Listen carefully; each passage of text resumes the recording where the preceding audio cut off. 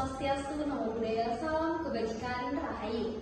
Yang terhormat kepada Ibu Salih Minimalis STPMN selaku dosen pengampu mata kuliah Manajemen Perubahan.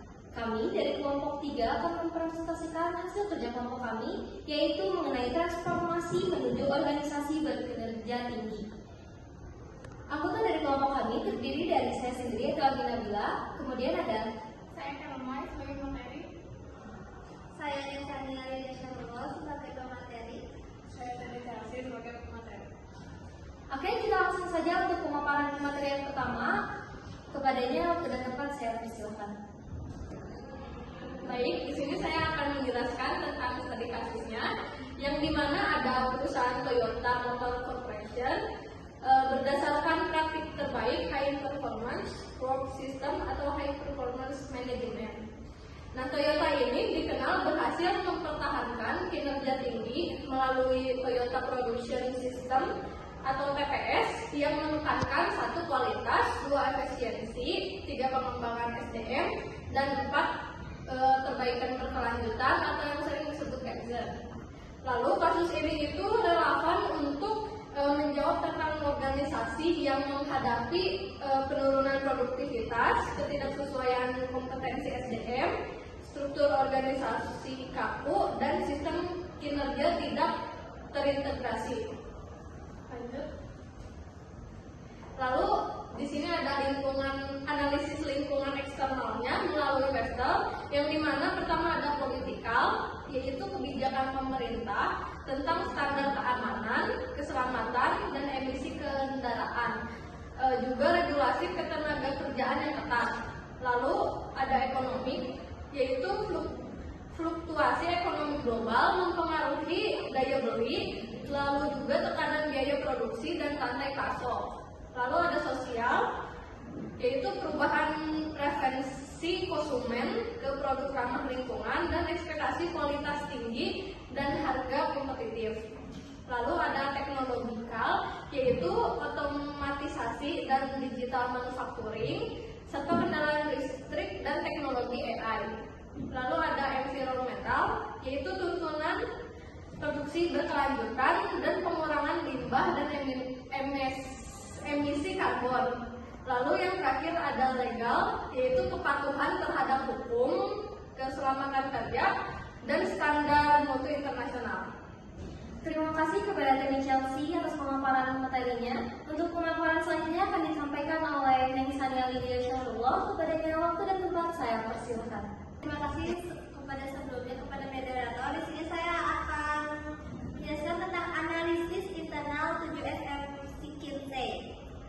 Yang pertama ada strategi, yaitu kondisi Toyota fokus efisiensi, kualitas, continuous improvement, dan ada struktur relatif, data kerja, tim lintas fungsi, sistem produksi TPS, evaluasi kinerja jelas, shared progress, Kaizen, respect for people, style, ada kepemimpinan partisipatif, dan staff rekrutmen berbasis kompetensi, skills, pelatihan berkelanjutan, dan multi skill. Dan di sini juga ada strategi organisasi. Yang pertama, strategi utama Toyota yaitu ada high performance management. Yang kedua ada people centered management. Yang ketiga ada continuous improvement. Yang terakhir ada alignment antara strategi, SDM, dan sistem kerja. Sekian dari saya kembalikan kepada moderator. Baik, terima kasih kepada Neng Sania Lydia Syarullah atas pemaparan materinya. Untuk pemaparan selanjutnya akan disampaikan langsung oleh Karen Lai. Kepadanya waktu dan tempat saya persilakan. Terima kasih kepada moderator yang telah mempersilahkan. Di sini saya akan menjelaskan praktik manajemen SDM pada Toyota. Di mana praktik manajemen yang dilakukan oleh pihak Toyota adalah yang pertama, pelatihan dan pengembangan berkelanjutan, sistem penilaian kerja berbasis KPI, job rotation and multi-skilling, lalu ada kompensasi berbasis kinerja, keterlibatan karyawan dalam pengambilan keputusan, dan budaya continuous improvement atau Kaizen. Selanjutnya itu kompetensi dan perilaku yang dibutuhkan pada Toyota. Di kompetensi ini terdiri dari problem solving, kerja tim, literasi teknologi, continuous learning, quality awareness, dan adaptabilitas. Lalu untuk perilaku itu terdiri dari proaktif, bertanggung jawab, kolaboratif, disiplin, inovatif, dan berorientasi pada kualitas. Lalu selanjutnya ada matriks kesesuaian praktik SDM, kompetensi dan perilaku. Di mana praktik SDM ini terdiri dari pelatihan, KPI, job rotation, kompensasi, partisipasi, dan Kaizen. Pada kompetensi itu terdiri dari skill teknis, problem solving, adaptabilitas, kinerja tinggi, kerja tim, dan inovasi. Lalu yang terakhir pada perilaku itu adalah continuous learning, tanggung jawab, fleksibel, disiplin, kolaboratif, dan proaktif. Sekian yang dapat saya sampaikan. Saya kembali lagi kepada moderator. Baik, terima kasih kepada Firman atas pemaparan materinya. Untuk pemaparan materi yang selanjutnya akan disampaikan oleh saya sendiri, yaitu Agina Bila. Oke, kita mulai. Yaitu di sini ada kesimpulan strategi HPM. Nah, yang dimana Toyota itu berhasil menjadi organisasi berkinerja tinggi karena people management sebagai inti strategi, keselarasan antar SDM, sistem, dan strategi. Terus ada budaya Kaizen yang konsisten dan juga ada kepemimpinan yang memberdayakan.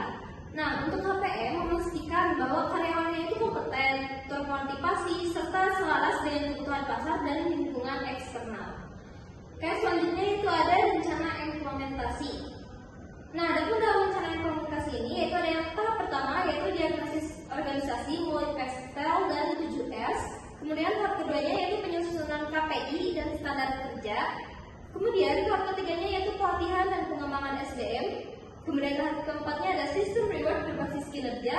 Kemudian tahap kelimanya yaitu evaluasi dan continuous improvement.